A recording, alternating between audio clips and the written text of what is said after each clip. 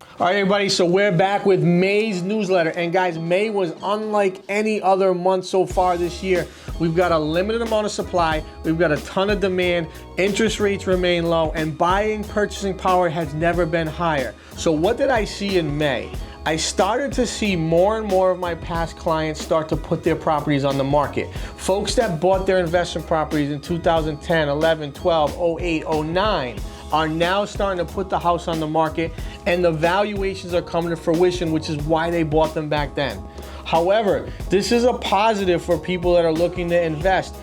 Owners that are looking to own or occupy a multifamily property, great time to buy. Why? Because rates are low, rents are high. So it's going to help you with the purchasing power and bringing your monthly payment down to a number that the rental numbers that you're bringing in should more than offset what your overall mortgage is. So May, guys, fantastic month. Sellers are doing really well. Majority of sellers are getting over asking price, multiple offers. If your property doesn't sell in the first week, that means that the price is just too high.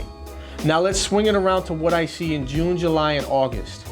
June, I expect to be very similar to May and April. I think demand will remain. I think supply will start to come on a little bit more.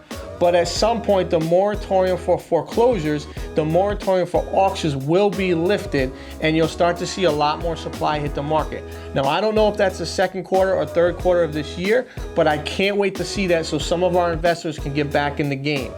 Now, in addition to that, June and July are going to be interesting. As kids get out of school and people kind of put COVID behind them, you're going to start to see more people that start to travel and start to vacation more than they have in the last year or so. So what does that mean for the market? It means if I'm a buyer, that's the time I want to start to enter the market again. I'm going to have less competition. If I'm a seller, that's the time I want to start to put my property on the market, because most sellers may be asleep at the wheel and may be away on vacation.